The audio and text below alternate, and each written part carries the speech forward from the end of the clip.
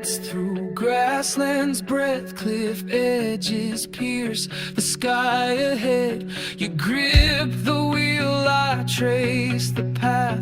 Rope coils loose, a silent thread. Beyond the cliff, our weights combine. Tied and not alone, a truth defined. We're tangled ropes, we're breaking free. A common ground, a separate sea. Enough, enough.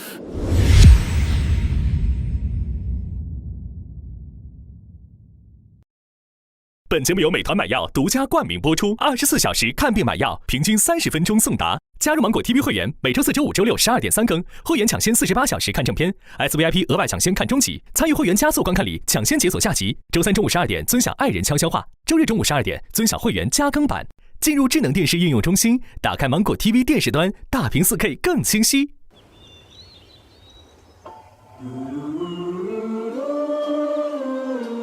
特想看安森。 Anson 哦，跟其他人在一起的时候是什么状态？这个好漂亮。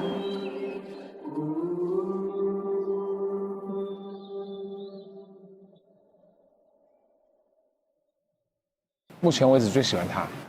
是吗？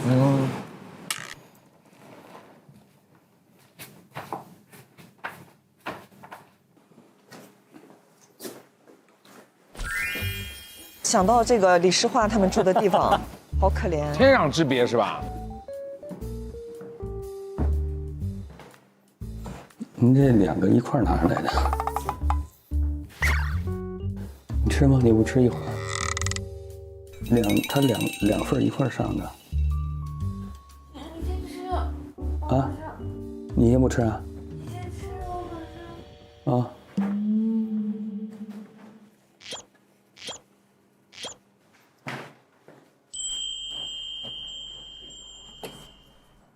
对，它关门很轻啊，所以挺复杂的，我觉得。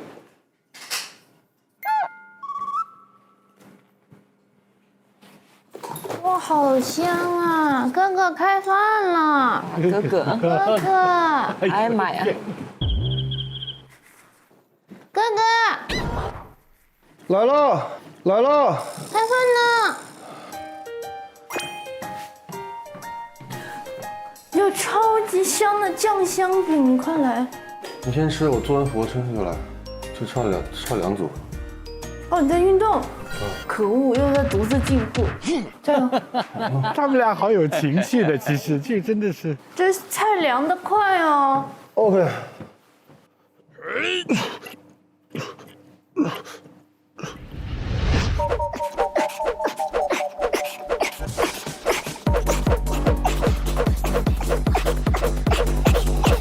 他好自律啊！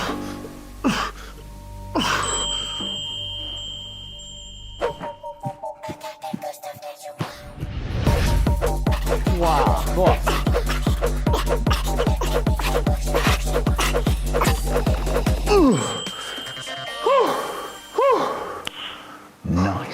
他动静好多。哦，nice。凉了。这么一会儿就凉老快了。没事。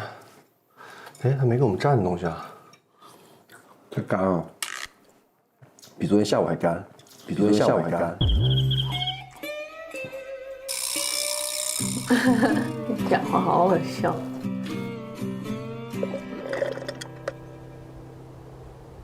没有手机真的有点难受的。这个节目感觉不叫再见爱人，叫再见手机。手机。我们来打太极吧。啊？我们来。不会啊。摸肩膀。来吧。哎，怎么还能挡呢？就是可以挡的。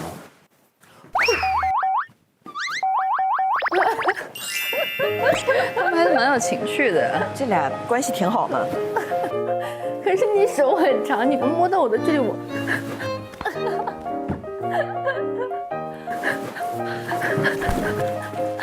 你手没有长，你轻一点点，你这样子像扇我，我会觉得很痛的。刚刚只是轻，就是很轻。但是我会觉得疼，你还是轻一点，毕竟你是这样摸过来的，我还是会疼的。你再轻一点。不玩。干嘛嘛？你会疼噻，你疼。我说你轻一点。我已经很轻了。我就这样碰一下不行吗？我刚刚就是这样的啊。那其实你是感觉像是这样的哈，我是说我的感觉。那算了嘛，那就算了噻。这样点嘛，点一下嘛。它要有速度它就是那个速度而已。你看我也能很轻啊。好，太厉害了。那你是练武奇才。你干嘛这样阴阳人？你要玩就玩嘛，我只是表达一下我的感受。是啊，我觉得有一点能让你轻一点，你就这样子。我怎么了？你好，你练武奇才，这不是阴阳怪气的干什么嘛？好，那算了，那不玩了嘛。又要生气。我让你轻一点，你就不玩了呗。玩不起。是我玩不起，我是太烂了。烂人。我觉得他们时时刻刻会发生争论。对，你男生力道本来就会大，你自己也不知道这个。是。所以我就提醒一下，我说。没错。就是你现在2个耳朵堵上了呗，就是你说啥都对。那到底是对还是不对呢？我们讲道理啊，我就实实在在的讲道理啊，确实。你想跟我讲道理，不就是想要说服我吗？来了。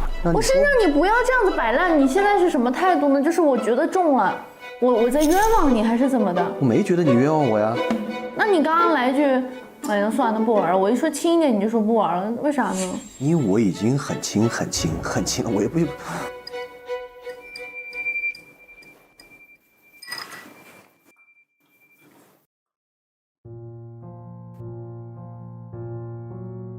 我们吵架频率可能就是1个星期一大吵，时不时就拌拌嘴这种，可能某一件小事又要再爆发一次。他又不爱听别人说，我的声音没有办法被听见，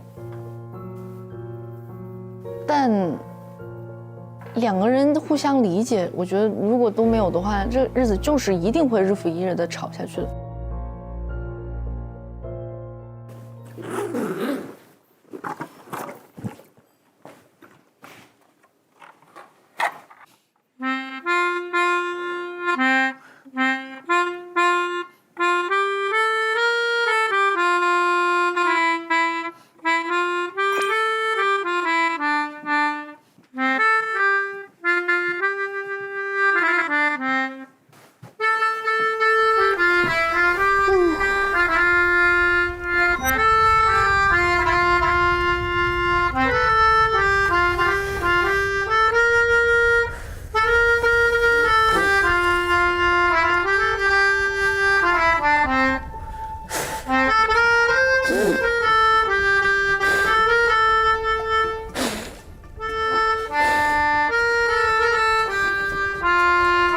在这个地方的距离去把它吹灭。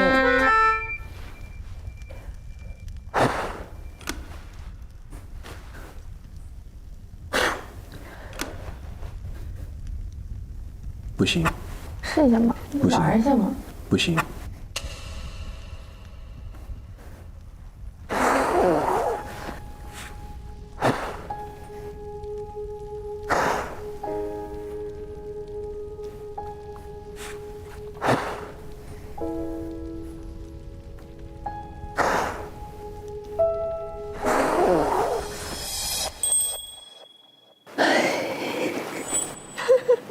那么开心，你看看，玩人真深入了，看到了。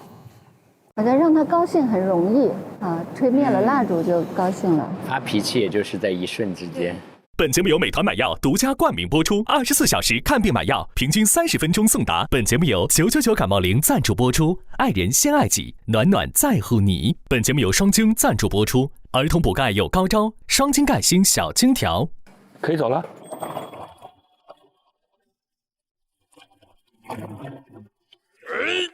劲儿挺大呀。因为我的项目是不是有点放不下？ Never mind, I always got a plan. Go see.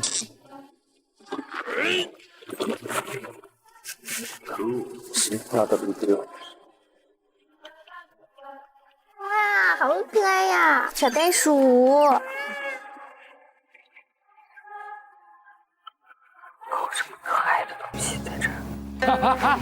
好反差呀！把它摘了呀。截然不同的。需要什么跟我说啊。这有水，我还有纸巾，口香糖要不要？可以。我摘下了耳机，就再也没有见我的兄弟好友。你要是随时要觉得累了，你跟我说，我给他语音讲啊。在这种地方，我可以开上一整天，我觉得。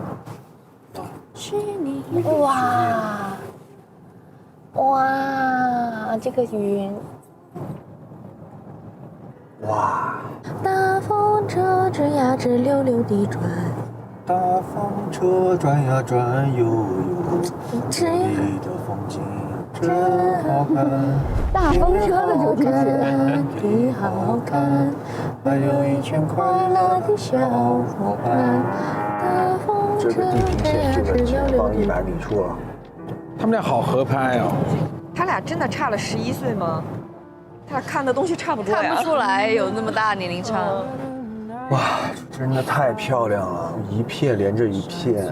这是我这辈子第一次在这样的地方开车，真的太地道。我太旧了。哇，这才是我想要奔跑的地方呀。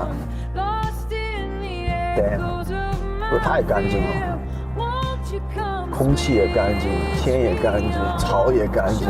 你这个世界本来的样子，好美。看得我好羡慕呀。啊，好多牛哎。要进入草原了。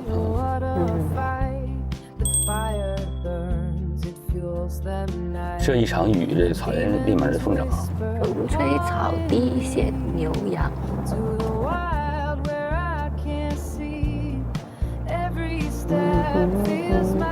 这云也太美了吧！这草原的风景是不一样的。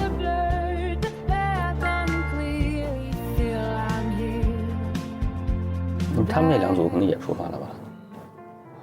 现在还不知道另外两对儿是谁。你有可能认识吗？我不知道认不认识，因为我都不知道是我这个职业的还是就是别的职业的。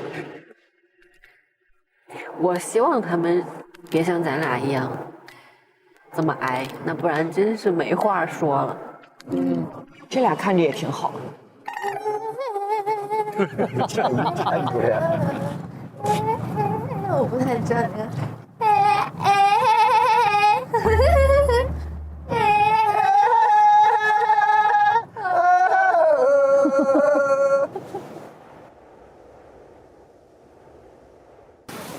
好惨，风都快吹掉了。哇，来嘛，真的是在悬崖边哎。好大风啊！我帮你关门。来吧。So nice. Beautiful。哇，这个早上也太美了吧！来吧，行過去吧。走，去哪儿啊？去車嗰邊。車？邊個車啊？嗰邊。哦，他们提前来了。还好，合理。哇，好靚啊！這個是我們的大本營嗎？很美，你看。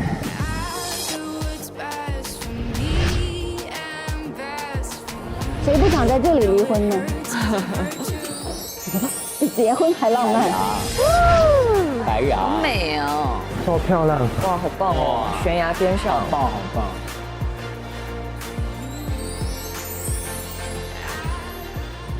哇，还有个小的沙滩，好美。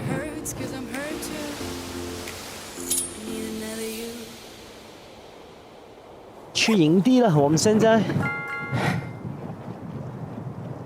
女生、男生。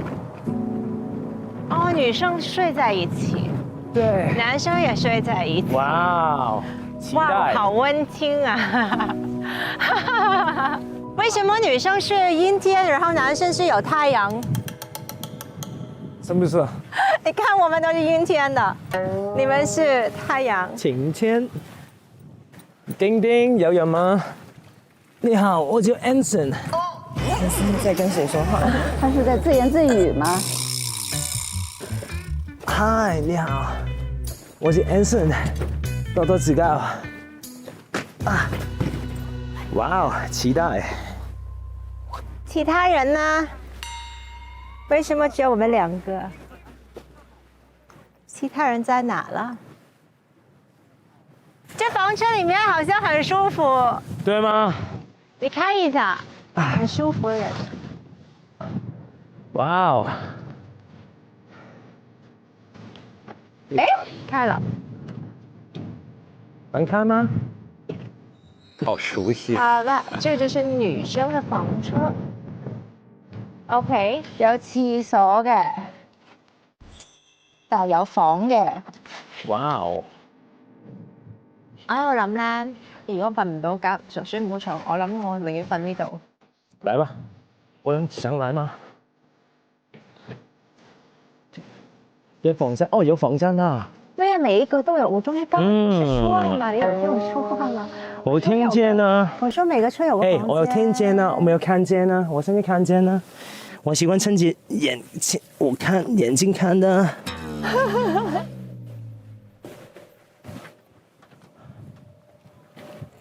再见，爱人。See you again. 哇哦！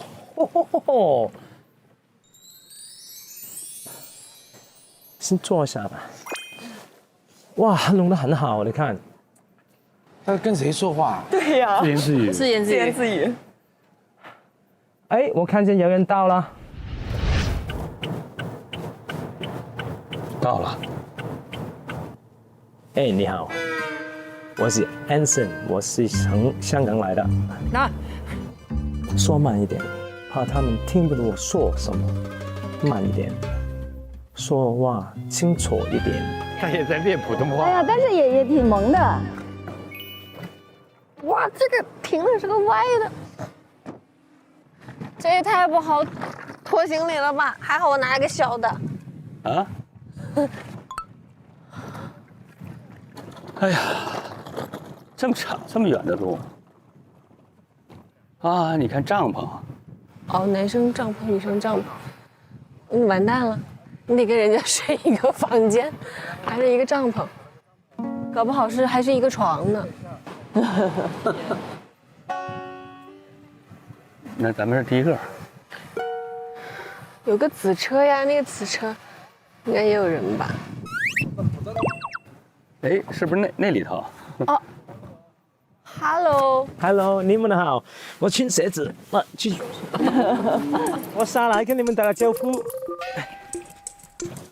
嘿，哦，矫健。你好，你好，我叫车重建，我从香港来的。听出来了，香港来的。你好，我是邓莎，这个是陆行。你好，我叫车重建。你好，开车的车。好。你好，很高兴，很高兴看见你们。哎，我们是就你一个人吗 ？Selina， 哦，她睡了。哎，睡了。他们来了啊，没事。Hello， 嗨。哇，我今天没有，我今天那个起得太早哦，那个了。所以就特别累。哦，你好，我是诗画。你好。昨天因为我们受惩罚了，我们就在这边睡。这会受惩罚呀？那你分数太低了。分数低应该是一个人呀，你啊。对啊，应该是我不知道为什么他也跟我一起去。我也不知道为什么我要一起受惩罚。对啊。那我把行李你可以放在里面比较宽松一点。这得脱鞋吧，我先不进去了。哎呦，跪在石头上了。哇，好痛，好痛，痛死我了。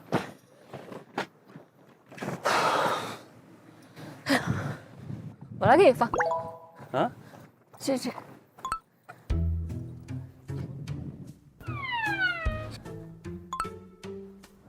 我上我的车看一眼。你是准备下来了吗？你进来吧。那但是我们俩就跟他们2个分开了。是的，是吧？因为这边是女生。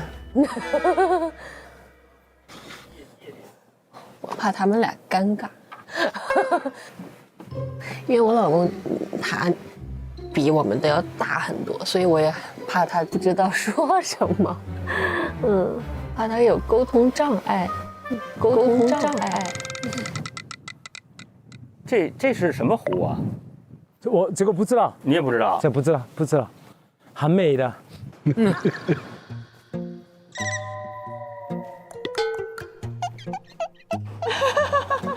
应该最有沟通障碍的是 Anson 吧？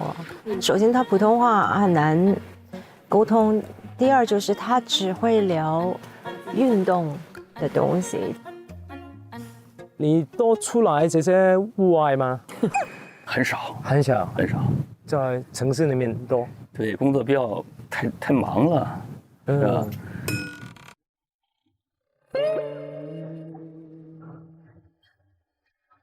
还有一对吧？尴尬的状态。就靠另外一队了，活跃气氛了。来做这个心情怎么样的？嗨，就那样吧，是吧？来看看，来看看，对，有什么能做？对，看有什么问题。不行啊！真的很难聊。噔噔，可以吗？哎，可以啊，可以啊。是你们能上我们这儿的吗？我不知道啊。那就，他没有说不能啊。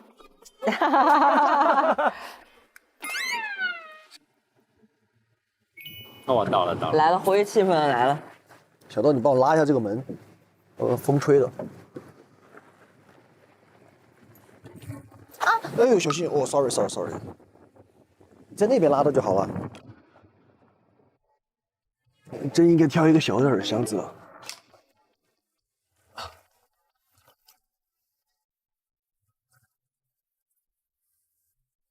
我你吗？没事，我自己可以吗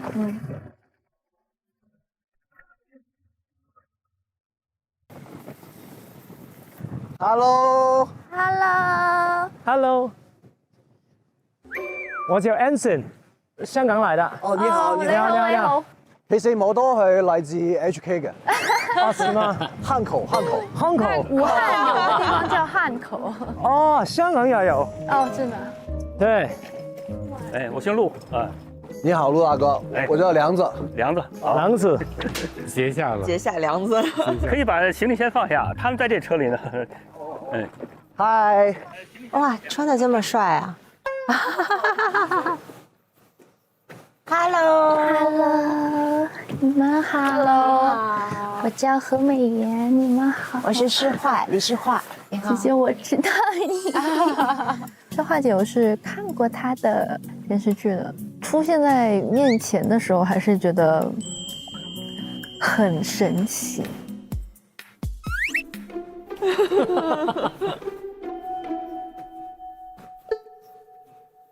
我们怎么叫你？叫我美妍就好了。美妍，一般都是直接叫我美妍，好像美妍。美颜相机。是的，只不过我那个妍是延安的延。哦。你好，豆沙。姐姐好。哎呀，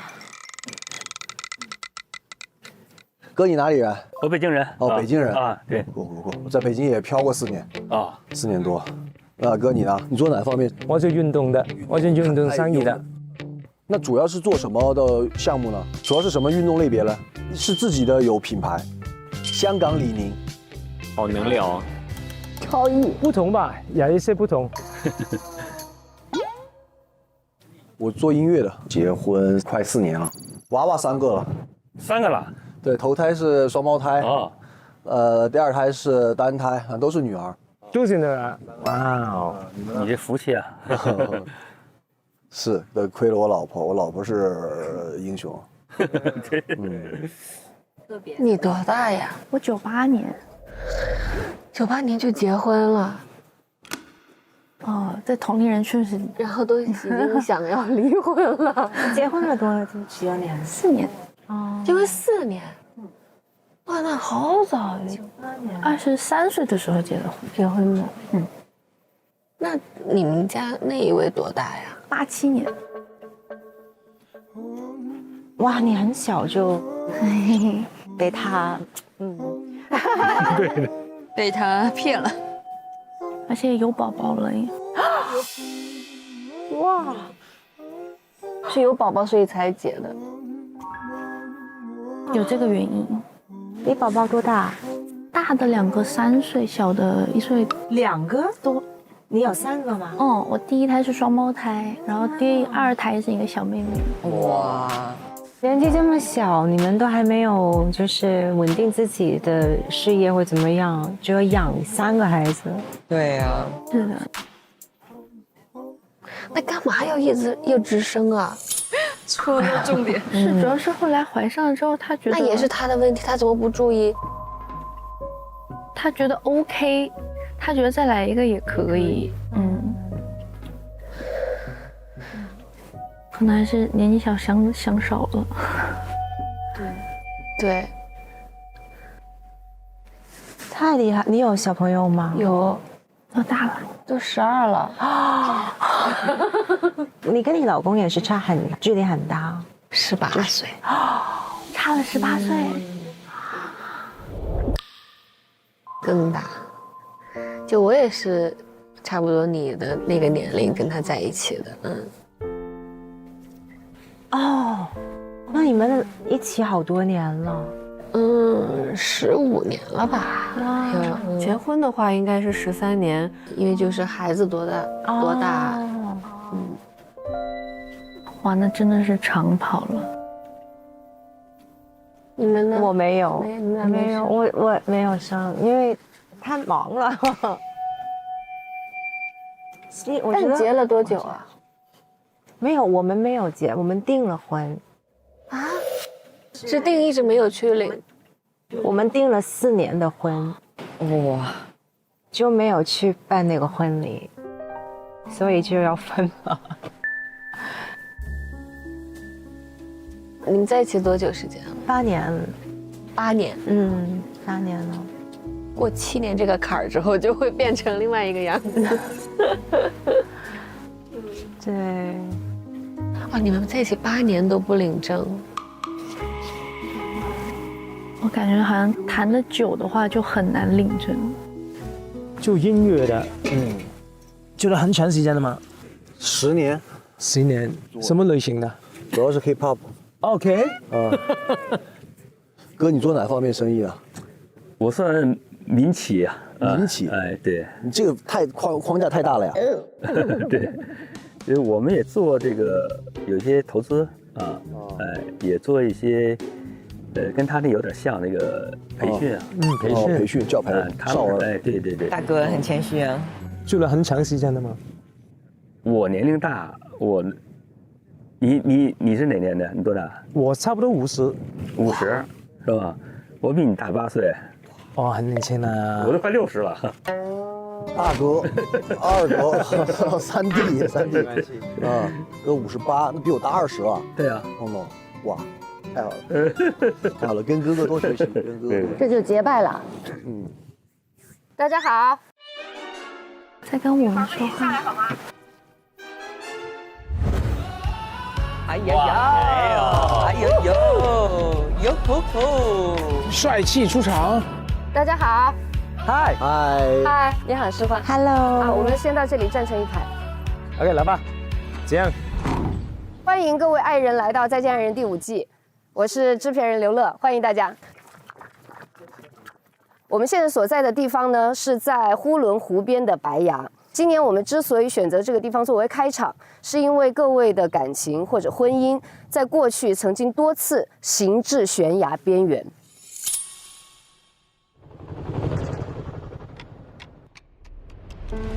向前一步，有可能会坠落深渊。往后一步，有可能会置身于迷茫的荒原。而悬崖上的每一寸褶皱，其实都是由经年累月的风霜篆刻而成。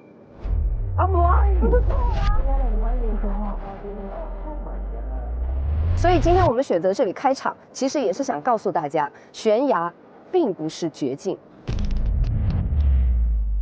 如果我们愿意的话，其实人生每一次看似进退维谷的瞬间，都有可能会成为全新的冒险的起点。我们俩一直以来本身就相对于独立，就是这个人呢，可在可不在。其实我也想搞清楚，是不是他也没那么爱我，或者是说心里有所保留。我让他看看别人怎么好的，让他学习，就别傻滑了。他一直说现在他不是怎么样，他现在已经变。他一直说，我也很想看看有没有什么可以改变我对他的看法。18天，我也想给你看一看我打开我自己一点点。我希望他不管通过什么方式，能够意识到他心里可能对我有不尊重，或者是轻视。我还抱有一丝希望，我想会不会有些转机。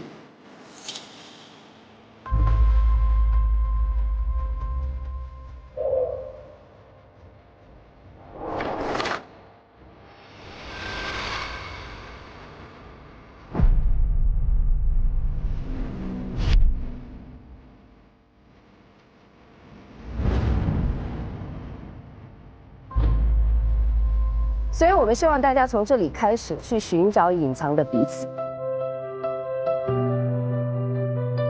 那么在旅途开始之前，我还有一些关于本季一些全新的规则想要跟大家讲。首先是我们这一季联合美团买药推出了24小时有解法专线的一个环节。在整个的旅途当中，如果大家有任何难以消化的情绪，我们都可以拿出这一本磁带，录下大家的留言，大家会在24个小时之内收到一份来自远方的特别的回复。6位嘉宾有且只有一次的使用机会，希望大家好好使用。其次是关于我们这一季的全新升级的日记本，大家除了可以记录当天的想法，还可以勾选自己当天的心情，是晴天、阴天还是雷暴。我们将在第2天匿名的来向大家展示，希望能够帮助大家更好的去捕捉伴侣的情绪。这2个都是新设置，之前没有，都是新的，新的规则。最后就是我手上的这个导游手册，在18天之内，我们3对爱人依然会轮流的担任轮值导游，来负责所有人的行程安排。不如我们现在就推选一下，我们的首站轮值导游由哪一对爱人来担任？哎，我来。哦，哇，你自荐是不是？对。其他人有意见吗？没意见。没意见。OK， 那我们就把第1站的轮值导游的手册交给美妍和梁峰，恭喜啊！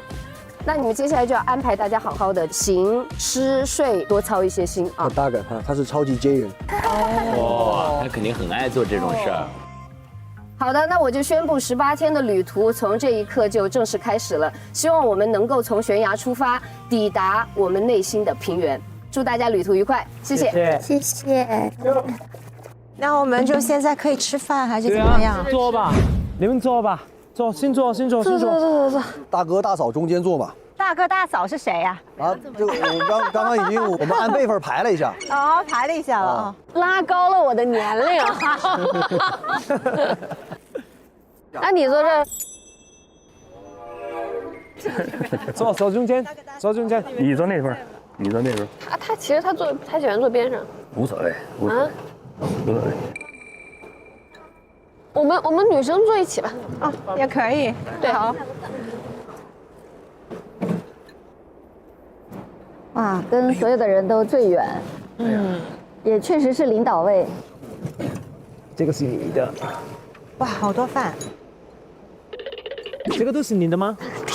谢谢。不谢。你应该不要算了吧？我觉得。我不要，我什么也不要。只有麻将啊。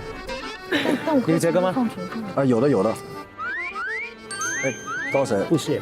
哎，你的。哦，谢谢。不谢。谢谢。不谢。男生你的。谢谢。你有没有？有了，你坐，赶紧坐。安森是这种服务型的哦。我行。自己来吧，他会自己来。对，他喜欢吃什么会自己来。好的，慢慢吃吧。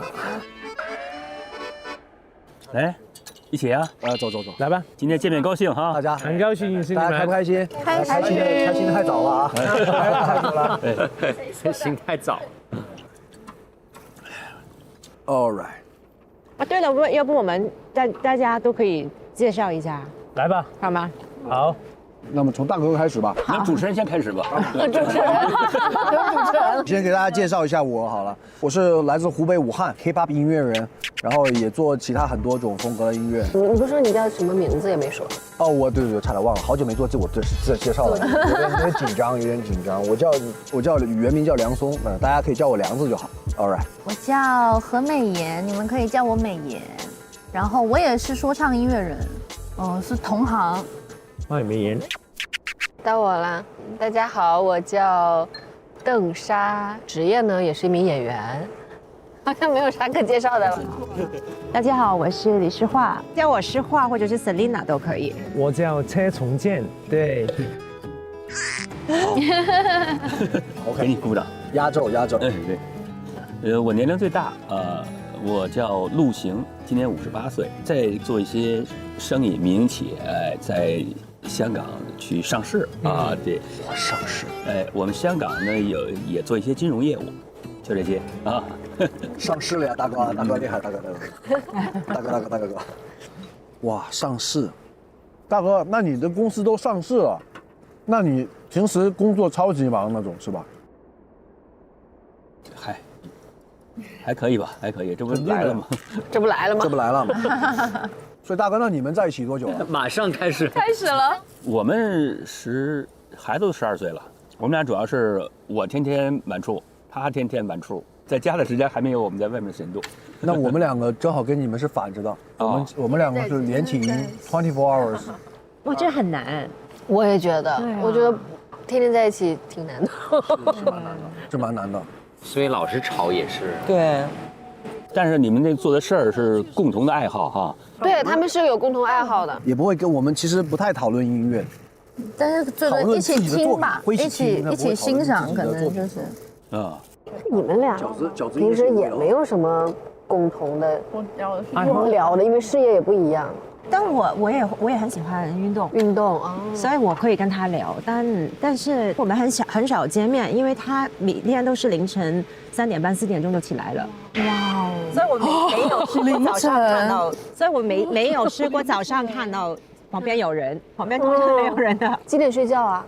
几点都没所谓，都是同一个时间起来的。真的好自律哦，这一点真的很夸张。不管几点睡都3点半起来，然后开始运动。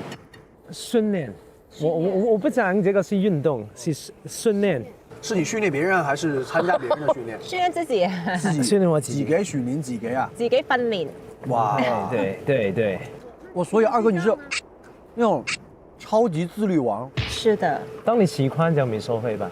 那當我們練的時候，我帶你們一起做一些啊。安全的玩。好啊。我肯定不行。我没带鞋。他就是，如果你腿不行，你就练你的手。没带鞋就练你的腹部。肯定有地方可以让你练的。哎呀，真是音乐的。做生意各行各业都有。你现在还有拍戏吗？也有吧。有吗？哎，那有没有大家都看过的那种？应该有吧。来，展示。好尴尬呀！没事，大家轮流尴尬嘛。早年《美人心计》，那时候你还很小。我看《美人心计》我知道，是吧？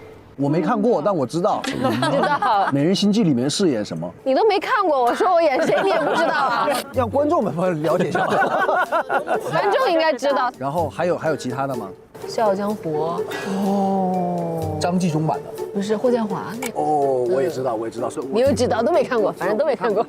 所以邓莎和你们夫妻俩都合作过。对，真的。这样一看来啊，前后对啊。哇，你一下就说出2个超级大 IP 来。那不叫超级大 IP 吧？这还不 IP， 我都知道，我完全不看电视剧，我都知道，肯定超级大了。还有最大的是什么？真会说。没有，还有就是一些客串了，《知否》啊，知否。知否知否，知否不算客串，也是挺重要的角色。没看，知道没看过。我真的知道但我还是没看过。那你算了。哇哦，我真的每一个都知道哎。然后都没看过哎，所以你更不知道我。不是，因为我知道就已经是超级大的，大家都听说过了，我也只是旁边旁敲侧击那种听说过了。天王巨星，天王巨星，天王巨星，哇，好犀利呀！都是配角，而且就演那些什么丫鬟、宫女之类的。后面还有啊，是不是？我如果没猜错的话。他们就再见爱人了，大 IP 哦，再见爱人你也听说过吗？哦，我有，我也有，这个看过哎。梁松在很好，哎，还多亏有他们俩哎。对啊。哎呀，这个夕阳都下去了，哎呀，还真的需要这种自来熟的。是啊，一点不怯场，这样就不会尴尬了。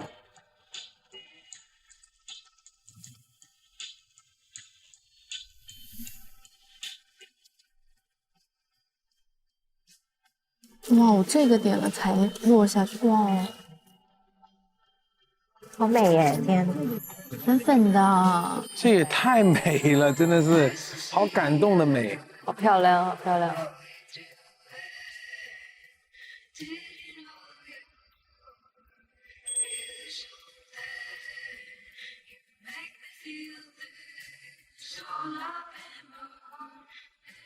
哎，那他那个牌上是心情是吧？心情啊，昨天的心情。那我们猜一下，两个太阳，一个多云。我觉得他是多云。我觉得陆行是多云，阴天那不叫多云，那叫阴天。你是太阳吗？什么是太阳啊？选心情。哦，对，我是太阳啊，对啊，是太阳。对啊，我说你们在搞运动都是快乐男生，还真是。大哥是多云。我说我们昨天一下午把我们半年的话都说了，就很尴尬的。对吧？我觉得没什么尴尬的，对吧？你看陆行好像积极一点了，他就来都来了，就稍微积极。好像也有点接受这个旅程了。那有什么收获呢？等最后吧。所以我们昨天还是选择的还是阴天嘛，两个人都选择阴天。那为什么你们会阳光，然后你会阴天呢？你们就会在一起一个。我不管去干什么，我去哪我都是阳光啊，所以跟他一样，挺好的。不管问答的过程怎么样，反正出来了我就开心，就是这样。来都来了，大过年的嘛，都还是孩子，说白了，中国人3件套，你必须全有。说白了，这个小风呼呼吹了，还是有点遭不住。遭不住，他又说了遭不住啊。哎，那我来问大家一个问题哈，大家觉得幸福是什么？哎，太能聊了。问这么终极问题，你自己先说。幸福是钱、名、爱、健康和自由。我觉得每一个点都占20%。想得美，就是这5个点，对我来说是一种平衡的状态。我觉得这个5个都能达到了，是最幸福的。是啊，那不是我说的吗？对，就是所以你是最幸福的。对，你俩幸福感一样。就是大哥，你觉得我说的对是吧？这是对，但是实现很难，所以人生是残缺才好。哎，残缺才好，残缺真的好吗？我觉得，如果什么都好了，什么都有了，那你还追求什么？是这个点吗？是吧？那大哥，你觉得你现在最追求的点是什么？身体还得好点，是吧？是，快60岁的时候，身体比什么都重要。其实60岁特别关键，真的，60岁好了以后，70、80都没问题。那你觉得自由对你来说是意味着什么？自由是建立在一定基础上的，要是没有自由，那你觉得你自由吗？哎呀。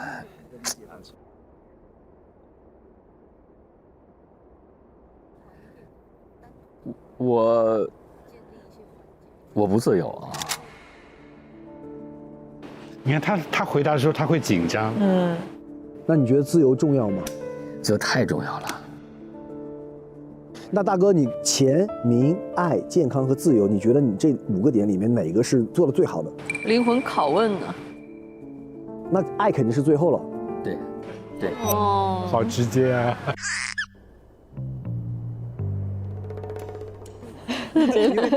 因为咱们就不会来这儿了。对，咱们都是全中国挑出来的三口子，说白了，大家都有点自己的本事了，大家各凭本事。OK， 爱最后，钱第一。哎呀，开心第一，我觉得真的。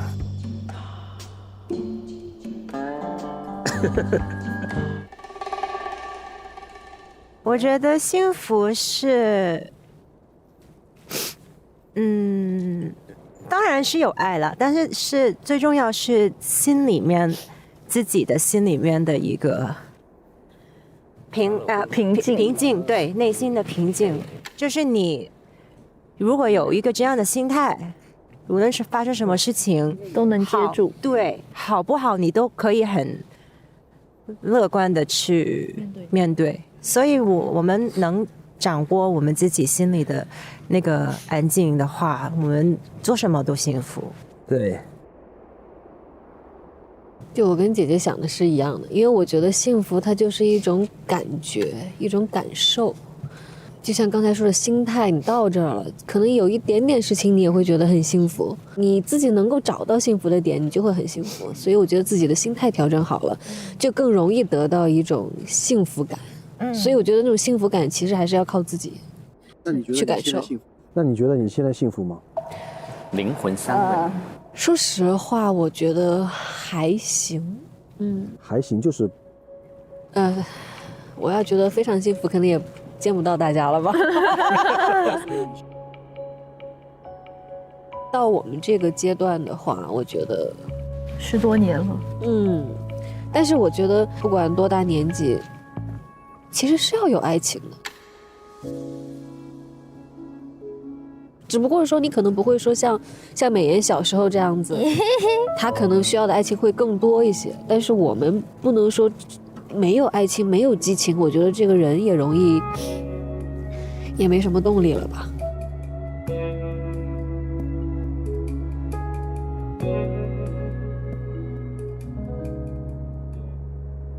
你现在想要什么样的关系呢？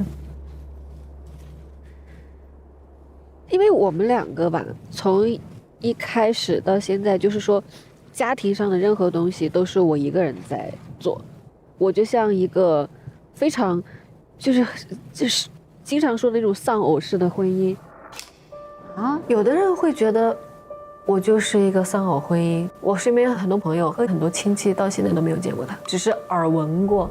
你想他跟我在一起10几年了，很多人都没有见过他，包括有时候拍一些视频啊什么的，都从来没有看到过他，就很神秘。这下都见到了。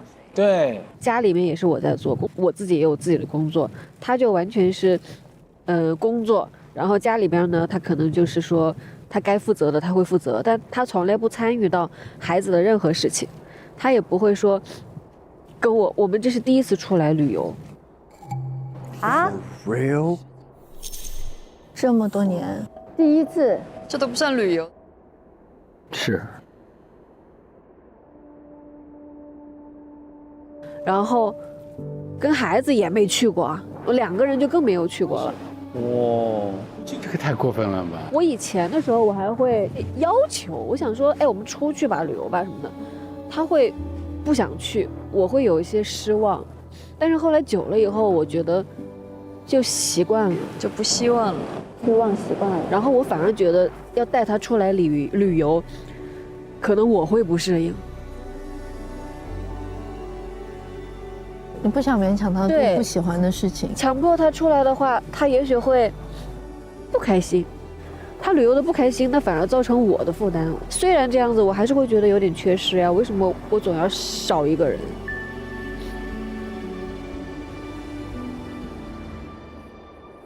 那大哥呢？为什么会不喜欢旅游？他就直接去问，好，太好了。嘴替。看旅游得有心情，对吧？你每天面临很多问题，没有心情，没心情一起旅游，所以是工作第一了，对吗？那没办法嘛，是吧？你要说来了以后，看着山水，想着别的事儿啊，这很麻烦。他的爱好就是工作吧？从我的认知里面，他唯一的爱好只有工作。可能孩子旅游目的是，水啊、山的就可以了。谁说只是看山看水啊？旅游其实不是这个意思的呀。还有城市啊，还有很多地方呀，很多城市的历史啊，包括还有就是孩子，我觉得他旅行出去，他的一种独立感呀，他的一种对自己内心成长的一种挑战呀，自己对自然的感受。对。其实我觉得旅游是两个人要一起做一些美好的回忆给大家，一起经历一些东西，然后一起看一些新的东西，学习。是的，对。主要我们俩差的年龄也太大了。那你找人家干嘛呢？就，我都看过的世界，他还没有看过。我都看过的世界，他还没有看过。那不更应该陪他看一下吗？所以他不能为他再看一次。啊，好扎心哦，很难过。你出国那都10多几年前，认识我之前出国了，认识我之后就没出过国了。谁说的？你什么时候出国？我怎么不知道？我去韩国，你不知道？你认识我之后，你去过韩国？济州岛吗？那你跟谁去的呀？你跟老高他们啊。那你为什么去？你也没带过我去吗？你坐游轮是从哪去哪？新马泰。还坐游轮？新马泰？又啥时候啊？你怎么这些经历我从来都没跟你经历过？就是你该玩的，其实你年轻的时候也都玩掉了呗。怎么会不知道呢？而且都没听说过。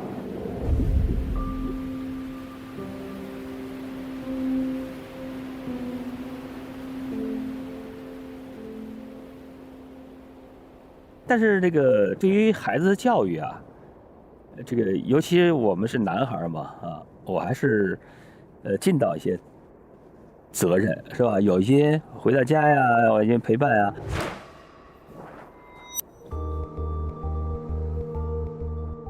我会有一些特定的方式跟他去交流，啊，让他知道，他所不能带给他的一些东西啊，这也是一种互补。而且我们俩可能在我们俩自己的需求层面结合的不是很好，但是我们有一个支点嘛，啊，支点就很好的就行了。莎姐认同吗？不认同。哦。说实话，我觉得他在孩子的教育方面其实是不懂的。在家里的话，大林子跟你在一起，他只会看电视，玩手机，所以我有时候会觉得，你还是别参与教育了吧。你一来参与教育，反而就是搞得更坏习惯是吗？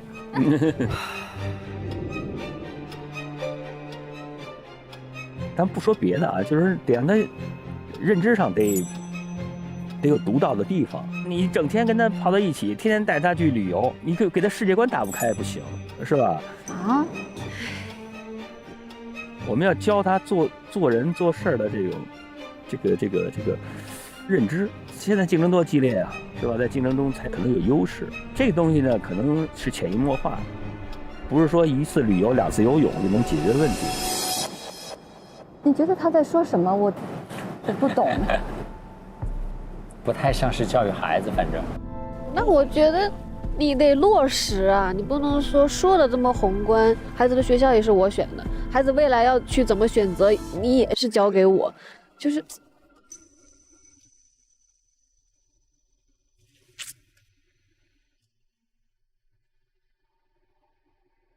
对，如果就是单是赚钱的话，你有没有就是跟儿子说，哎，你在学校里怎么在学校里hustle？ hustle。其实那都是方法，我现在就是告诉他认知。哎，说的太空了。对，比如每天早上给他问，他说：“老爸，你为什么7点钟就得起来？每天你都不带落的，必须走，你去干嘛？”我要告诉他干嘛。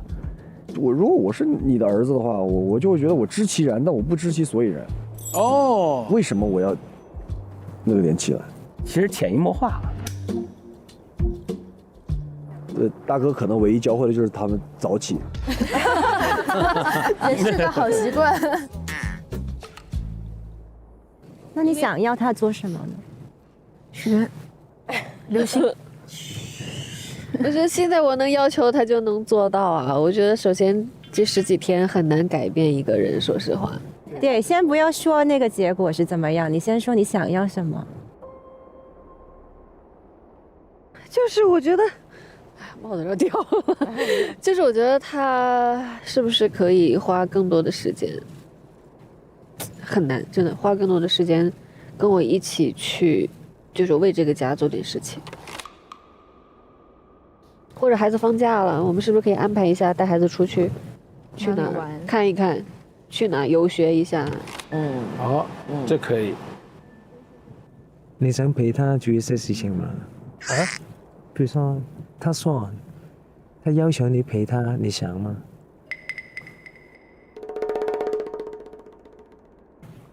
我可以啊，我不是来了吗？对，就说他有些需求诉求，我觉得可能也是互相学习学习啊，互相学习。行了，你别光诉苦了，你人家这个都兼听则明，听听人家的。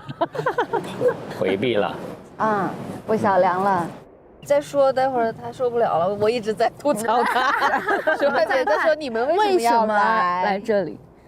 我们看起来好像很 OK， 但是其实我跟你们有一点像，我们不沟通，所有的东西都是独立，锻炼到我非常独立了，我就可以不要他了。而且他是有一个很保护自己的一个壳。他不会把他的负面东西跟你说，不是负面，什么东西都不说的。你知道他买车都不跟我说的，什么都不说，零分享日。我们其实这8年分手了好多次。8年了，刚刚最久的有多久？中间的这个分手的过程？最长时间是3个月，然后这个时间我觉得真的够了，我觉得我不想再吵了，再告诉他怎么爱我会怎么样。然后3个月了，他说出来吃个饭。好，那出来吃了饭没事，然后他就拿了一个99个玫瑰花送给我，然后求婚了，就分手了，他求婚，不懂，就是不懂，很奇怪，我都觉得奇怪。我们都没有在一起，怎么可以求婚了呀？好像老友记的 Rose。他赔礼道歉的方式就是求婚，这是他能够做出的最大的挽回。但是你知道，如果2个人分手，你不能够用结婚来解决问题的，就解决不了问题。但是你不还是同意了吗？没有，那个时候没有，复合了。复合就对。复合之后呢，大概4个月，真的是改变了，完全改变了，讲的话都听进去了，就是。不是讲的话，就是生活中可能会在意我喜欢什么，会怎么样，就是他会看到我了，感觉是，对啊。大概维持到4到6个月吧，然后就慢慢又回去。我其实对2哥有点好多疑问，你怎么会想说分了3个月，然后突然间求婚？刚刚分开了，我也有点想他，然后怎么办呢？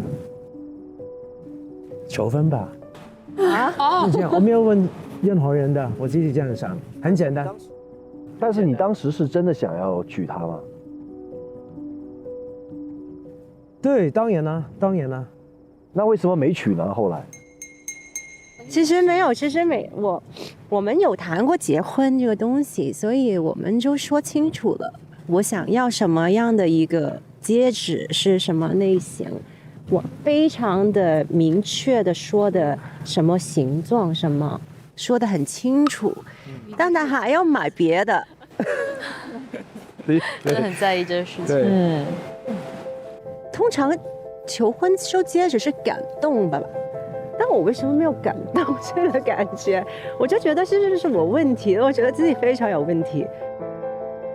然后第2次了买，不只是买对了，还是买了贵了很多。呀，不对，不对，他在求助哎。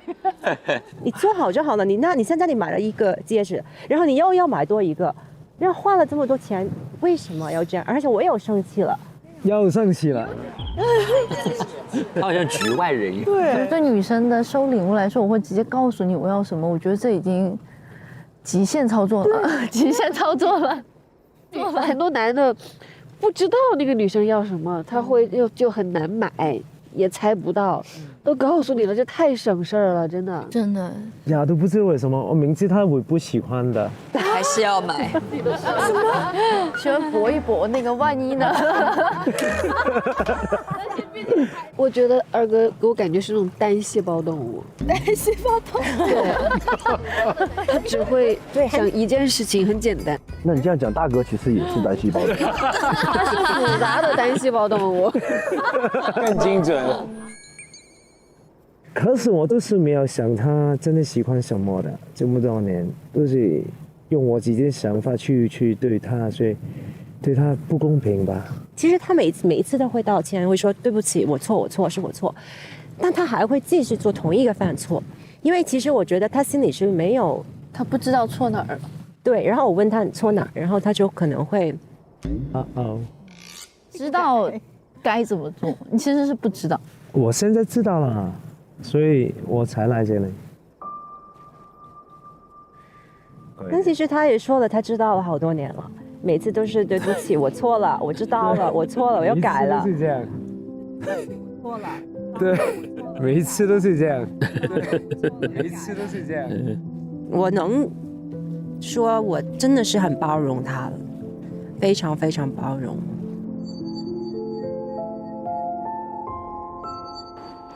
哇，这个好准确，道歉成了习惯，改变从未发生。我也是。你也是，我没有跟你说对不起吗？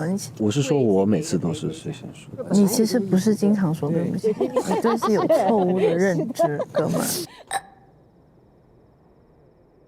都是我的问题 ，sorry。我没有，你看又这么激动，我没有说都是你的问题啊！你看这老是零，不是零，你不是零，刚刚说的，不是0就是100，我不跟你讲。是你说的啊，我没说。我的天！哇，其他几个人呆住了。你们俩这叫上纲上线。他要说对不起，都是我的问题，那我就说对，就是你的问题。不是的，他说每一次都是他道歉，我说不是每一次都是你道歉。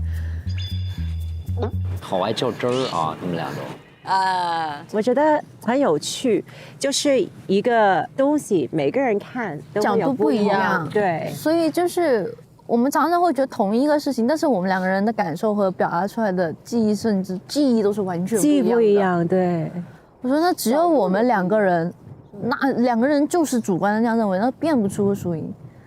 最后两个人就是吵一通，最后就没话说，从来都不会没话说，你永远都是会有话说。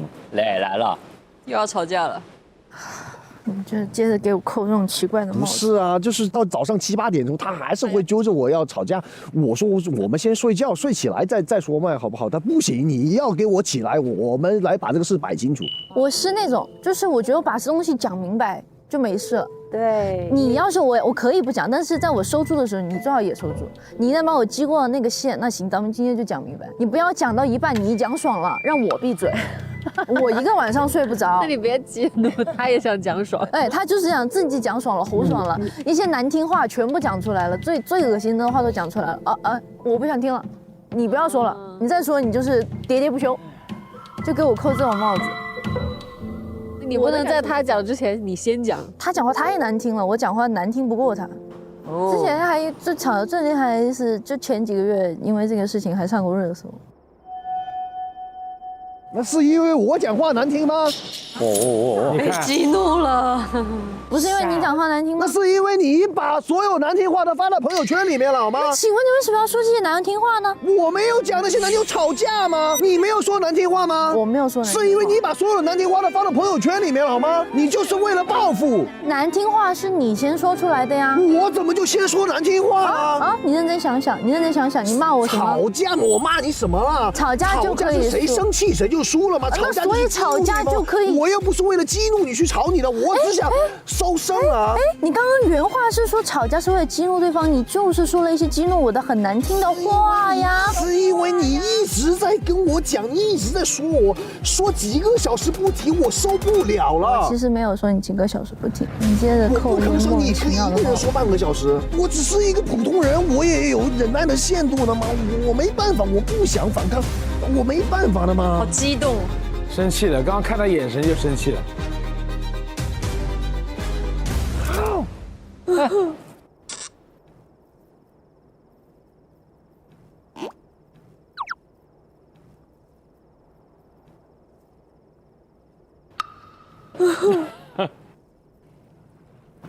那你就学会不要讲那些难听话。你为了激怒我，你就是实打实的说了难听话。激怒你，你承不承认你说了一些很过分的、很离谱的难听话？我知道啊，我知道啊。那你就是错了。一直说我不要那样讲，你就是错了。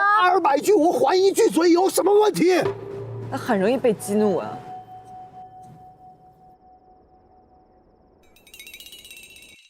你那个求婚没成，第2次没求啊？他说不求别的，等我们说完你再说。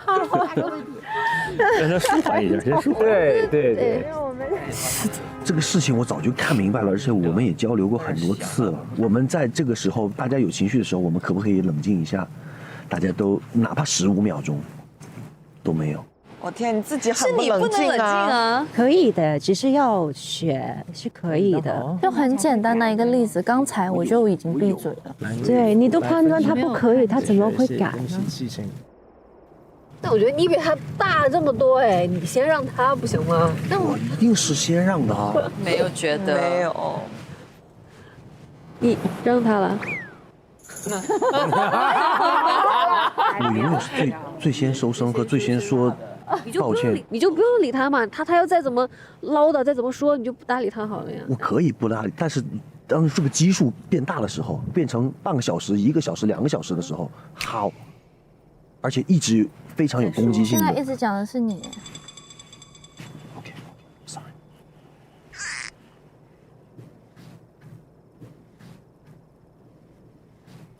所以还是不吵的好。对吗？不是吵也是好的，吵就是你爱你。我跟你说，你们不吵架只是冷漠，对，但吵架是痛苦。所以冷漠跟痛苦，他选择痛苦。但是我觉得吵架是因为你还是很紧张，很就是肉紧，对吗？你还会吵。我们以前会吵很多，但其实我这1年都没吵了，因为我已经觉得绝望了，就不吵了。我是从小都不跟别人吵架，我这辈子跟他吵的架加起来，比我跟其他人吵的架要可能是20倍不止。我太讨厌吵架了。我是快乐男生来的嘛，我不想吵架，我的生命中没有那些东西。他很喜欢绝对的讲一件事情，对。但是妹妹今天跟我们说了，她说你们吵架的时候，她意识得到，她觉得你可能是压力比较大。我的压力是来自于他的喋喋不休 ，aggressive。英文教学。实话，我觉得这个世界上没有任何一个男人能够抵御住女人的喋喋不休吧。哎，但是二哥每次都会跟姐姐说对不起，都是我错了，就是我再也不会了。你会吗？不会啊。那是不是你说了他没收到？因为他说你不会。不是，是我，你的记忆整个就错乱了。我们可以翻一下前面的聊天记录好吗？你们是发微信吵架？发微信当面都有，我都有。而且我跟你说是什么？道歉在我们2个中间，永远是我先道歉。真的是 OK， 你先听我说完。胡诌，我刚刚可以一直不说话，你说我什么都不说话，但你不能对外面胡诌，说一些不存在的事情。I'm sorry about that. I'm sorry about that. 不，是我的问题，我的问题。你愿意说对不起几个字，我基本上都会 calm down 下来的。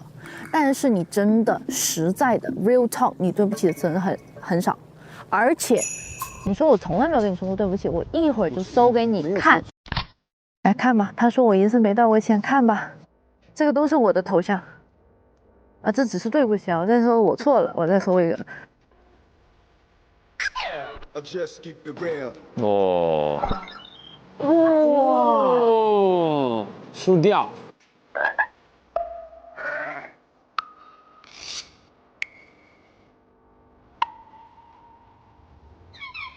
你为什么要对外面说一些根本不存在的东西啊？是啊，所以我道歉了呀。啊 ？I'm sorry about I'm lying. Dad.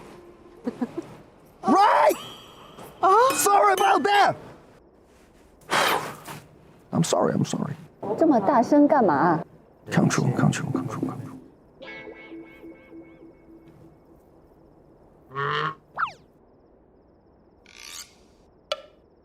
哎呦，我头都疼。我们很极端，就是触及到这些问题的时候，我们就会非常爆。说实话，我能理解，就是他的情绪的来源是因为他觉得我说不通，他觉得我在跟他抬杠，但是他为什么会有这些想法？我们都在各自表达自己真实的感受和角度，但他为什么会把当时的事情记成那样？为什么会觉得我在跟他抬杠？为什么他的情绪会因为这些话而点燃？其实我是不知道的，我无法理解的。所以他是要为了理解来做。其实听到你们吵，只是听到你们一直说对方，你一直指着他，是你，然后他也指着你，两边都是这样，可能是这个画面感，对，是这个感觉，我看到有画面。你们俩也没吵出任何结果来，到底谁说的是对的，我们也没听出来。而且从来我们吵架都不是因为什么错误，都只是日常的聊天。他从我的话里面找出来几个字，觉得那几个字没对，然后就开始了，然后就开始叠加奥特曼。你们俩也是确实生活中，像孩子也没有太明显的起到一个在你们生活中的一个注意力，你们关注度太很多了，是吧？一半一半，没有20%，那是你。我就说你们俩互相之间太关注对方了，所以容易吵架。你不然把精力从对方身上稍微挪开一点，真的是太就好了，那就太好了，因为我所以都是我一个人的原因是吗？不是，是因为你知道吗？我很多时候我不想说话，但是你总是在所有的语言，尤其是有外人的时候，你会对所有人的人用各种方式去贬低我，然后以此来抬到你自己。这不是贬低。说不，但他说的事情其实不是事实，但他为了要显得他很让，所以他会把一些莫名其妙的，就是偏离事实的东西讲出来。我没有come on， 我在外人面前都是夸奖你，我说我老婆好棒，我老婆改变了我。你可以去问一下我们的朋友，你都没有在那里，你怎么会这么说我呢？我就在旁边听啊，店员也听到了，你就是会有一些暗暗的踩别人踩一捧一。太敏感了。他刚刚也说原话，他说吵架就是为了激怒对方，所以你在吵架的时候，你就会说一些非常难听的话。但你除了那些难听的话以外，还会讲那些戳心的话。我从来不说。除了脏话以外，还是戳心。我不是说脏话哦，是难听的话哦。柯茂，你说我像一个一样在那里，经常你就在当着所有人面前这么假。学你。你说我的话是什么？你自己记得吗？你记得，我记得你发那个朋友圈，你说我说你是赚不到钱的女人。他们有语言暴力，还有什么？说我蠢，说我贱，说我是。那是因为什么呢？我为什么说那样的话呢？你常这样说。我哪有常这样说呢？干嘛？我神经病吗？我是吗？我们结束吧，我遭不住了，好吧？遭不住了。就其他两队应该觉得自己没什么问题，全都宕机了。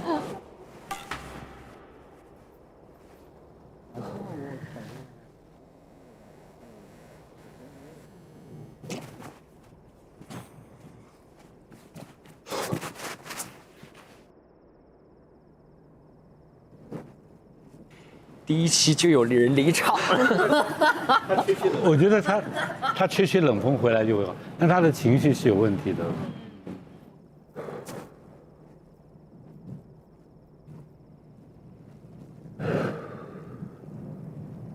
哦，能在刚刚见面的陌生人面前能这样吵，真的就是失控呀。哦，他们很自我，就在他们两个人的世界易燃易爆炸啊。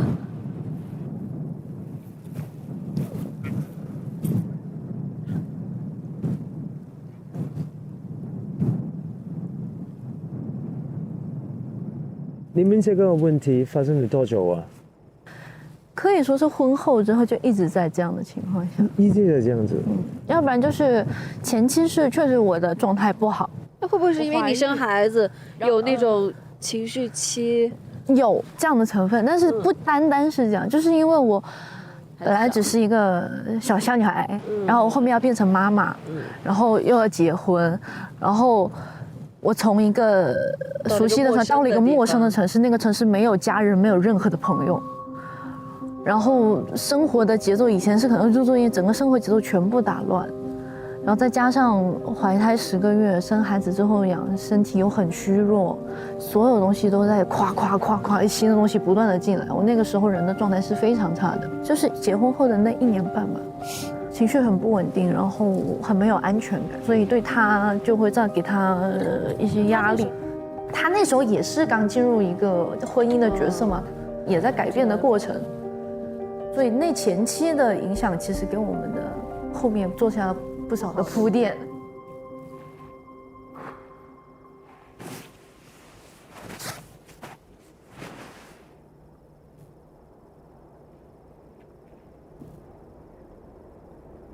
心里还是挺苦的。他对我很了解，所以他非常清楚他说什么话能够激怒我。就像一个 builder， 总有一个点会爆。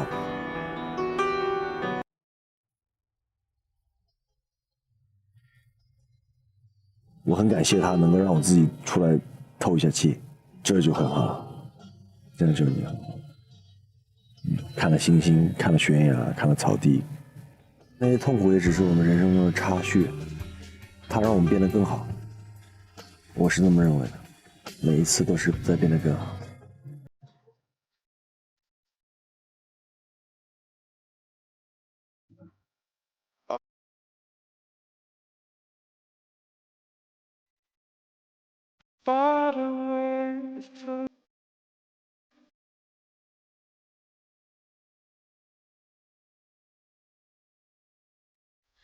Thought of all the stupid things I've said.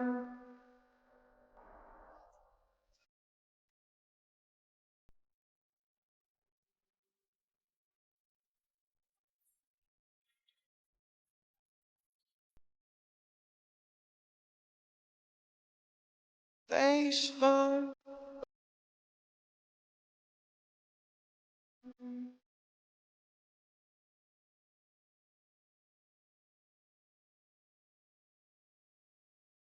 你心里是有担忧的，肯定有的。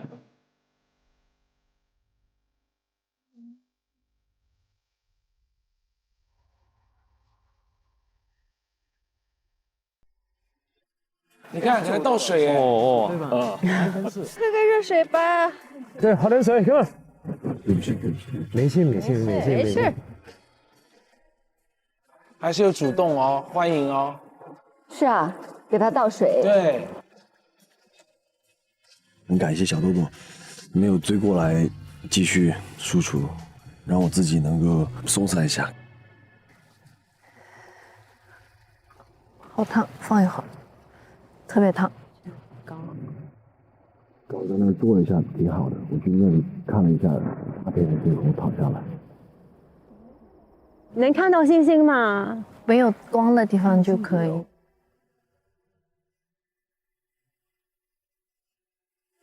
哇，这是真的吗？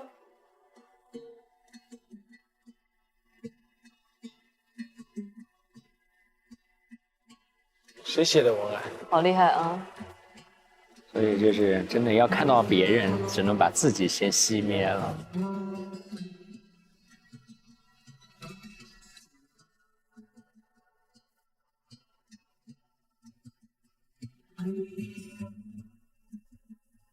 明天见。明天见。很高兴认识你们。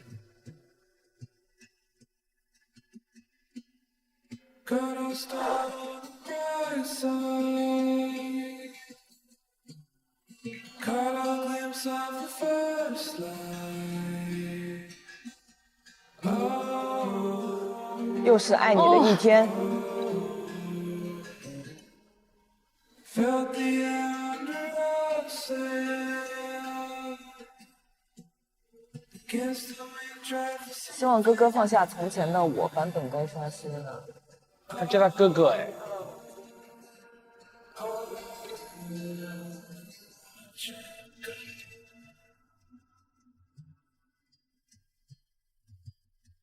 我今天深沉，哎，阳光。 time I had all the right words. The time I knew it was our turn. Oh, oh, hear the words come and guide the way. To find that home in a melody. Oh, let go.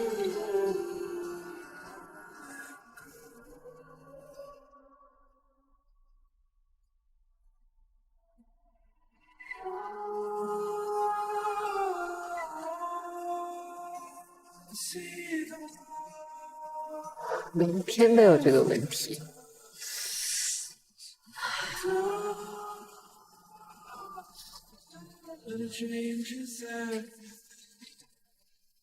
我今天没有想过这个问题，但是我觉得也不能昨天一个想法，今天一个想法，所以我的答案还是哦。 seasons fall in the right time. Gather thoughts on a winter night. Oh, oh, we hold tight.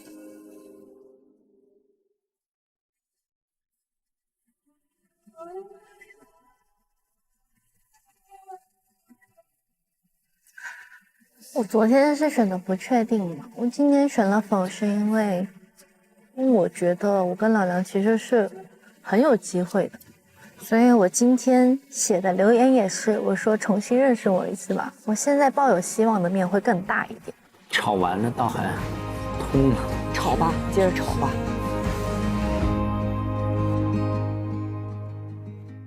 这里有张任务卡，我们看一看吧。哦。 24小时有解法专线，在18天的生活期间，有任何你需要的时候，都可以取用属于自己的专线录音带，这是个录音用的。留下自己的问题，24小时内，你将得到有解法回复。就像时刻守护我们健康的美团买药，身体不舒服就上美团，不仅可以随时随地买到药品，还能24小时秒问3甲医院医生。但是把我们这个录音问题录进去，然后放到这个盒子里。 把它盖上之后，就会有魔法发生哦！没了，打开，我们会得到专业的专家回复。哇，是正经的专业专家。好的，还蛮期待的。我们18天有一次机会，那肯定不会在现在用了。应该什么时候用啊？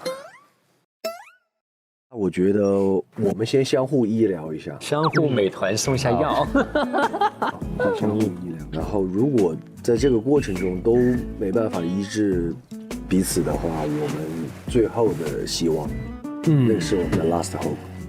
好的，你觉得怎么样？可以，可以，就这样吧。真的觉得没什么办法了，再用珍惜这一次的机会。对，可能之后会有的吧。 看看后面的变化吧。好的，蛮好奇的，他们会在什么时候用这个？是啊。哇，哎，哎，这一段有1个多小时，我们觉得很快就看完了。对，吵架吵了，吵架吵了很久啊，吵架吵了头都疼了吧？是的要不要给你点点药？哦，对，有没有觉得好像我们也没那么差啊，嗡嗡嗡的，我脑子真的。对，一开始我们还感叹呢，还好有这个 rapper 这一对在，能调节一下气氛。然后一开始吵架，你发现哦，我想起来了，他们俩为什么来？他们俩为啥吵？我也忘了。你能想起他们为什么吵吗？所以他们自己都忘了。你看早上起来，好好的叫哥哥让你吃饭，说我们来玩个游戏吧。然后玩的游戏你看中了一点，中了，女生撒娇，他说好，那就不玩了。这里面关系看出什么呢？女生在这个关系里面对他的依赖要高过他，他对他们的关系的那个细枝末节特别敏感，这个叫非对称依赖。其实这个男生呢是感到有压力的，压迫，就说你为什么一点点事情我是跟你玩就会疼啊？女生不，你看我要证明，我打你就不疼啊。他一定要把这个理说尽。说他有一个临界点到那个时候他就要爆发，他就觉得我受不了，这个已经变成了他们一个固定模式，就是女生一定要把我们之间的所有问题都澄清解决好，因为他对这个关系很依赖。您说的这些我都赞成，我还有一点补充，就是那一节，就是他们玩的那一节，就是我记得植中老师说过一句话，他说你去摸小猫的时候，你要比你想象的更亲。对，因为他在跟他玩，但是他面无表情，那他那个表情，然后他又认真的在出拳，然后那个时候他要求他亲一点，他的意思是，也许他是说你不要亲密感强一点，对，亲密，你能不能像玩更像玩一点？但是他就没有。我觉得在他们的关系里，这个男生叫梁子吧，梁松，他已经有一点在应付了。他生怕自己没有很好的细致的回应你，我就会出错。干嘛我老让自己处在一个出错的地位？这个女生对他的这个要求，对爱的要求，对他压力很大。而这个男生现在还没成熟到，尽管他年纪很大，是，而且我不知道他有没有意识到，这个女孩是远嫁，一个人被从别的地方拔根而起、拔地而起的，经历这么多事情，拔到这里来，然后23岁。离开了事业，离开了朋友，离开了家人，一个人怀着孕进入一个新的陌生的环境和家庭，这一切会让他非常非常的不安。因为我们看到的画面基本上是梁子非常易怒，易燃易爆炸。但是呢，其实美妍她有讲，她说曾经有一段时间，就是她刚刚到武汉这段时间，然后又怀孕，包括1年半。他其实是有一些情绪问题，然后影响到了梁子，他好像就也变成这样，所以就是我想问一下，做母亲的这段时间，如果就是要怎么更好的处理情绪？我好像没有这方面的问题，因为我们并没有一直在一块，大家结完婚之后就各自忙各自。他那时候拍戏就拍了9个多月，所以其实是大家是分开，然后我也工作，所以我好像没有太多这种孕期的这些忧郁的这种感觉，我觉得我天天过得还挺开心。你不会打电话去骂他吗？没什么事好骂的，因为他都在忙啊。这放我，绝对打电话去骂。因为这是工作，因为我自己也是演员，那我觉得可以理解。我们拍戏是没有办法去。真的是抽时间马上回来看你，但他我记得那时候应该是2个星期10天就会回来4天，然后就是完全的会陪我，然后包括去产检啊什么的，所以我觉得我其实蛮平衡的。但我觉得梁松的那个情绪拔地而起，你哪怕你孕期，你可能确实是因为激素影响，你的情绪会有一些问题，你可能会影响到对方。我觉得一般人也不会被影响到像梁松这样。这个挺吓人的，是不是相反？这应该更能够理解，更应该去安抚。但是刚才维嘉说的，就是这个是他们遗留的一系列反应模式造成的。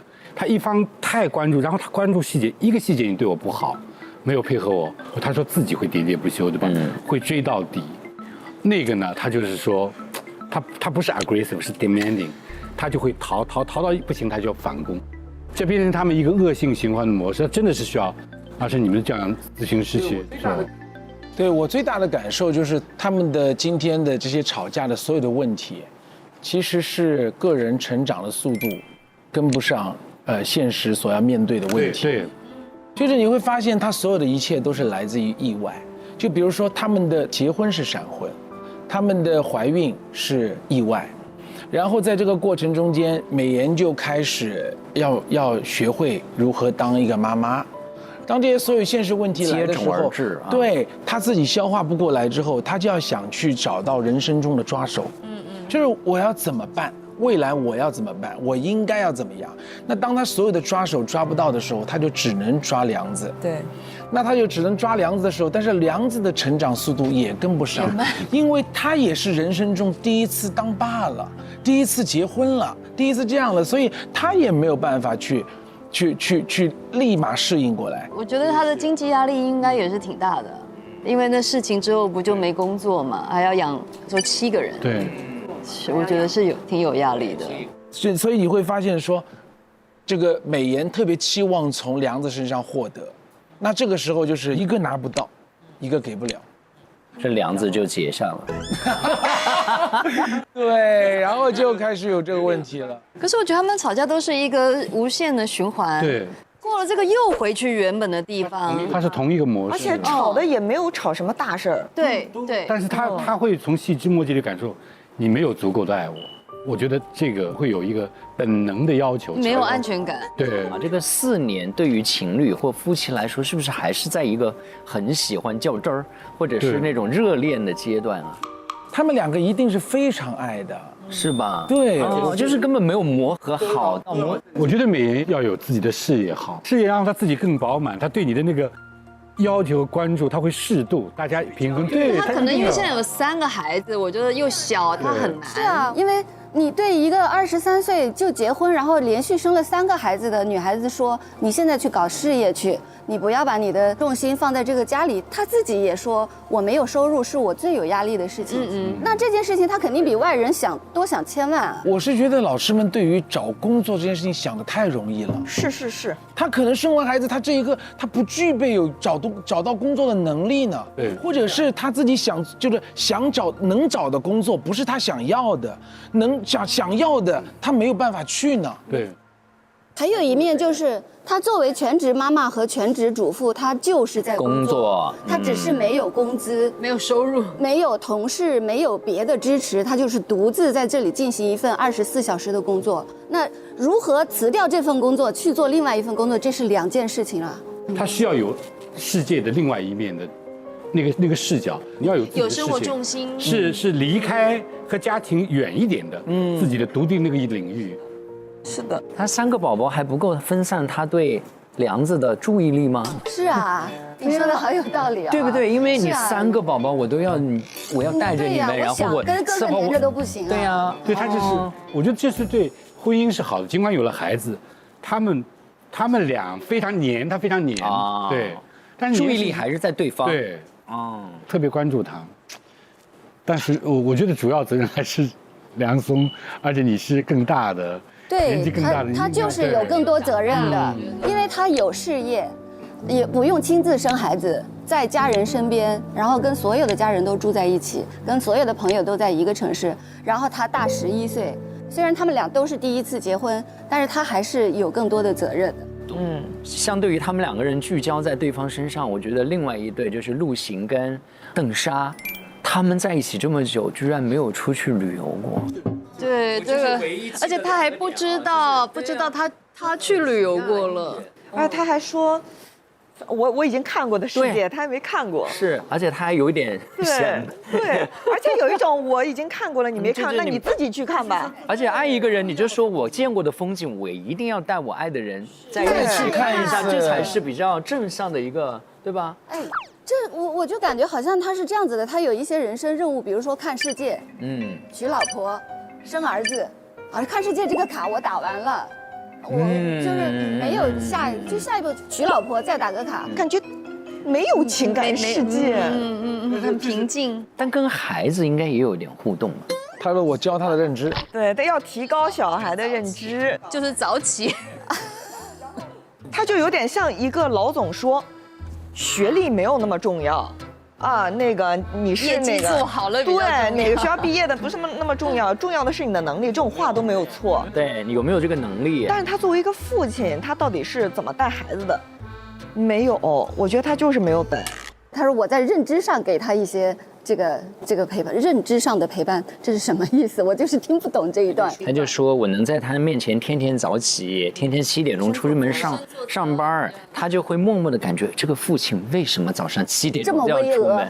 对啊，他就会自己去思考，想到哦，原来父亲是出去工作、事业养家，给自己找了一个理由，做对一件事情呢，比时间的陪伴重要，来的有价值。我觉得陆行他有很大男子主义的一些很多雷点的那一面，但另一方面，他对于他的这个价值观，他非常的理直气壮，爱就是不重要，他很简单的就把这个一个其实我们现在听很刺耳的一个东西说出来，然后还有一个就是他也会去救那个狗，他不喜欢狗他也去救，我就觉得他像是那种男子气概里面的好的那一面。还有就是他阻止这个吵架的时候，我觉得他阻止这个事情他不难，就我们可能都有点哎呀这怎么办，这一切好尴尬，他就是停，很威严的。我觉得他的对很威严，就是我觉得这个好像是那种那种好的一面，这让我感觉有一个更宏观的视角去观察这些事情。这次有2个新的玩法。第一个是他们会在每天在写那个对他的话之前，首先画一个那个晴雨表，然后呢这个晴雨表是匿名的，然后就会挂在那个自己就是男生女生的，谁也不知道是谁写的。然后另外一个呢，就是24小时有解法的专线，因为6位嘉宾在18天的旅程当中呢，可随时用磁带跟录音机，大家都看到了，录下自己的困惑并投送，在24小时内呢，就能获得专家团队或者神秘嘉宾的专属的回应和建议。大家放到那个美团的盒子里面的时候呢，大家就开始说，好期待大家什么时候开始启用这一次，对吗？我觉得这个特别好，因为上次我没有全看的片段，我有的时候会为那些嘉宾吧就担心，就是他们处在那样一种状况怎么办？对，就是应该有救助，当然也有那个现场去跟他们谈的。那这次有这个就更好。对。而且我还觉得这个设置很好，因为我的工作里面有一个经验，就是有很多的时候，我的客户他们只是预约了，就我们还没有见面，他可能2、3个月以后我们才见面，他就开始好了。所以有这样的一个期待，就是让大家不至于太绝望，就是无论如何我们还有一次求助的这个机会。我觉得这个设置是很好的。还有一个就是这个设置也让观众会。没那么焦虑，有的时候就如果我们全都陷入困境，想进去帮他们。对，那个观众就说：“哎呀，我也看看那个专家会怎么说吧。”这么绝望，观众可能会都变成说：“怎么还不用？快点用，快点用！”对。那看到现在，我想了解一下催更团的各位现在感受怎么样？看完第1集了，哇，我觉得就是带着很多的谜团跟疑惑的心，很想要继续看下去。我觉得。爱情当然很美好，但婚姻确实是需要经营的，也不见得说年纪大的这一对呢就能够把婚姻经营得很好，也不是说小的呢就做得不好，所以就是我想一起看下去，然后看看他们会有什么样子的一个回马枪，一直在观望中是吧？是持续等待。是。好，我看到现在跟心如姐感觉一样，就是谜团有很多，而且我有一种感觉，我们今天这一集看下来是觉得，梁松和何美妍这一对是最激烈的，像暴风雨一样的，是非常明确的。但是我感觉可能反而是邓莎和陆行那一对，因为按照往季的这个规律，第1集你觉得他们问题不大的，都会有，最后都会有大问题，就会不会有这种可能？然后我也很关心 Anson 会在哪一天他的心情不是晴天。因为他看起来他的那个快乐太稳定了。我开始看他什么时候模仿到人类阴天的那个情绪。我内心觉得是，就是我最让我担心的可能就是 Anson 和施华。我就在想说 Anson 你到底是什么样的动力要把施华再追回来？你能够给他什么？8年前的承诺到现在还没有实现的话，你要怎么给？对，这是我非常非常期待的，也是使足了劲儿了，感觉是。是。我还有一个就是他说爱不重要。我意识到，就是当我们现在默认爱很重要这件事情，其实这件事情很新。新中国成立以后，婚姻法才有规定自由恋爱、自由离婚。那过去，比如说我的奶奶辈的，他们结婚前见都没有见过，不用提爱这些事情。我们刚刚在说我们谈爱，谈爱有没有可能爱就是一个新的话题？所以我们才要花这么多的时间，花了5季在不停的一直在谈这件事情。就是因为它就是陌生的事情，它才几十年。我们把婚姻里面要有爱这件事情，总共才几十年才开始谈呢。这是我印象很深的地方。接着阿春说的那个，就是我们讲为爱成婚嘛，说爱在婚姻中重要，这是一个新的说法，但现在好像又变成旧的了。为什么？现在好多人不相信了。相信婚姻跟爱情没关系，还没弄明白就旧了。对，就新了不久，新了半个世纪吧。而且现在连年轻人都不信了，就说，先开始不相信婚姻，后来不相信爱情，现在要封心所爱，年轻人好多。对，就是说这是大概是70、80后他们比较相信，95后的慢慢开始怀疑，00后的人要封心所爱。所以60也不信。对，00也不信，对90也不信，就是最新的人跟最老的人，他们有共鸣了。在那个像陆行这样的一代，他们可能年轻的时候相信过爱情，然后到后来都觉得，哎，就这样，婚姻就是婚姻，爱情不那么重要。然后呢，我们能够这样安排就好，所以他不要离婚，他觉得没问题。对，在这3对6个人里边，3位女生都是非常明确的爱在自己的生命中重要的。他们是要有一个好的关系，这个好的关系不是说稳定就好了，一定是要有情感、有投入、有关怀、有深切的互动的。在今天好像都是蛮难的。我觉得这个女性的觉醒和男性的进步的缓慢是当代所谓婚恋的关系的一个矛盾吧。它不是唯一的，但是一个相当重要的。就是我每次看节目都觉得后面几期才会有爆发，甚至离席啊或者怎么样的，没想到第一期开始就出现了一个这样的场景，所以这也真的跟我们今天的这个布景，你看大家就是悬崖，然后有美丽的星空，然后有漂亮的朗月。关键还有2台房车在那边，所以就觉得好像我们其实就置身在这样的跟他们一样的环境当中，是一个模拟的场景。对，可以去感同身受，就不知道是往前一步是悬崖，还是后退一步是平原，所以我也是在观望当中。好，18天以后呢，到底他们是再见爱人还是再见爱人？我们拭目以待。新的成员们，新的阵容，然后我们跟观众朋友一起陪伴着大家来观看我们的《再见爱人》，好不好？大家为我们加油，谢谢！拜拜！再见容易，再见很难，催更团会持续催更，我们一起加油，下期再见！拜拜！拜拜！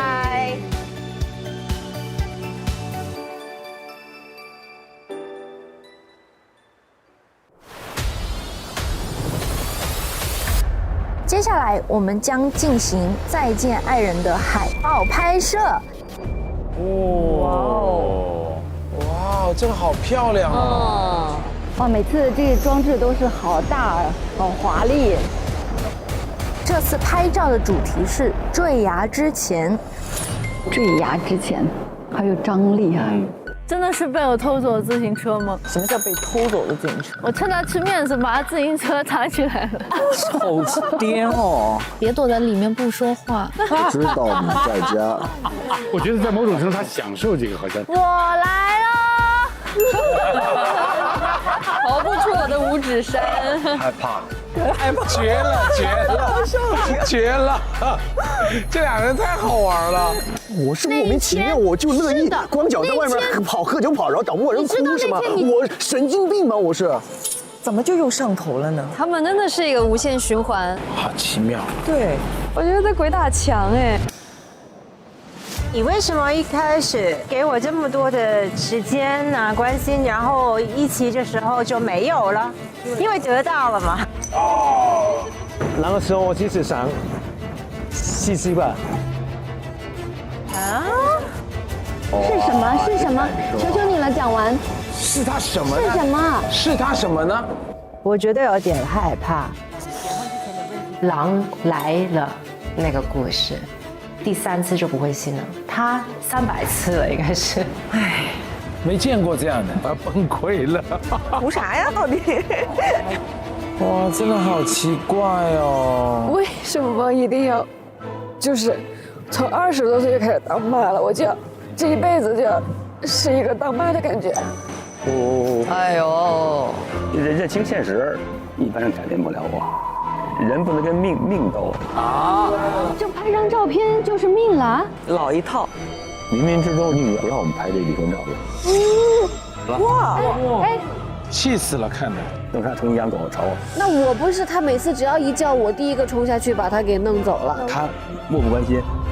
那你作为一个老公也好，爸爸也好，不算很合格吧？哦，我脑爆了！救救观众吧！不要管我。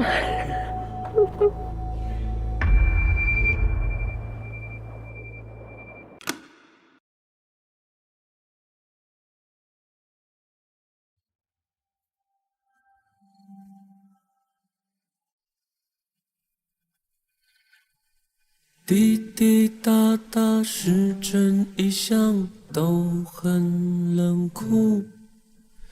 最初我们结束这相处，而我此刻却拿不住你眼泪的去处，就尴尬说出要不我们再处一处。我想我也可以和我的宿命耍赖，这一次别太快，太快承认我们的草率。我的世界经得住你10000次毁坏，我之外你别再做的所有承诺又被时间一一打败，谁不是小孩？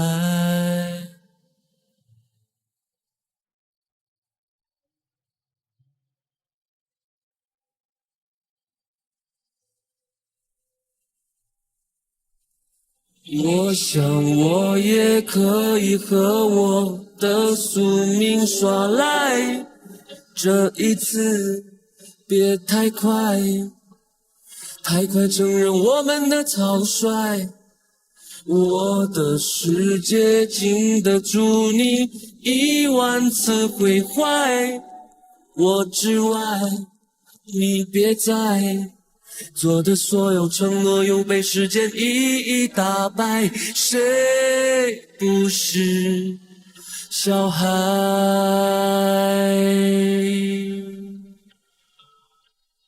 更多精彩内容尽在新浪娱乐微博综艺新浪综艺，上微博参与在家爱人微博观察团话题讨论，分享你的观点，和微博网友一起边看边聊。上微博搜索在家爱人话题页，解锁更多节目精彩幕后花絮。